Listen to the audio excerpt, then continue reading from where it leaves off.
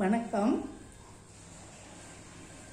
இப்போ நம்ம வீடுகளில் வீட்டுக்கு வீடு வாசப்படின்னு சொல்லுவாங்க. அது எதுக்காக சொல்லிட்டேன்னா, இப்போ ஒரு நல்ல விஷயங்கள் நடந்தால் எல்லார் வீட்லேயும் நல்ல விஷயங்கள் நடக்கும். ஒரு சண்டை சச்சரவு ஒன்று வந்தால் அதுவும் எல்லா வீட்லேயும் சமமாக தான் நடக்கும். எந்த வீட்லேயும் சண்டை வராமல் இருந்ததில்லை, இருக்கவும் நான் பார்த்ததில்லை. சண்டை வரும், அப்புறம் கொஞ்சம் நல்லா சேர்ந்துக்கிடுவாங்க, பேசிக்கிடுவாங்க. அந்த மாதிரி தான் கணவன் மனைவியாக இருக்கட்டும், யாராவது உறவு முறையாக இருந்தாலும் சண்டை வரும், அப்புறம் பேசிக்கிடுவாங்க.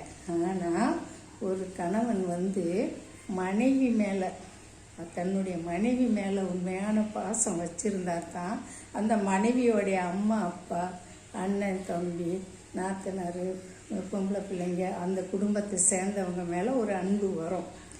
மனைவி மேலே அன்பு செலுத்தலைன்னா இந்த கணவனுக்கு அந்த குடும்பத்து மேலே அன்பு வராது. யாரோ எவரோன்னு தான் பேசுவாங்க. இதிலேருந்தே நம்ம கண்டுபிடிச்சிக்கலாம். எப்படின்னா, மனைவி மேலே எவன்லாம் சண்டை போட்டுக்கிட்டு கோவிச்சுக்கிட்டு இருக்கிறாங்களோ அவங்க எல்லாருமே அந்த மனைவியோட குடும்பத்தை வெறுக்கிறவங்களாக தான் இருப்பாங்க.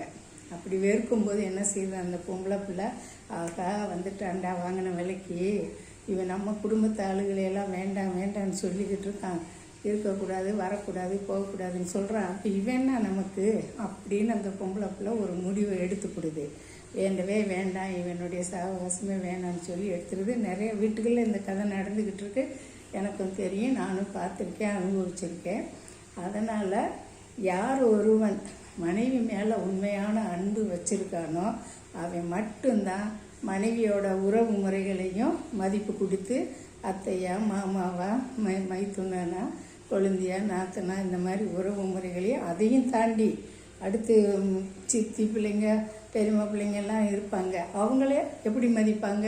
இந்த கூட பிறந்த மனைவி கூட பிறந்தவங்களையும் பெற்றவங்களையுமே மதிக்காத ஒரு குடும்ப தலைவன் அடுத்த ரவுண்டில் இருக்கிறவங்கள எப்படி மதிப்பாங்க? மதிக்கவே மாட்டாங்க.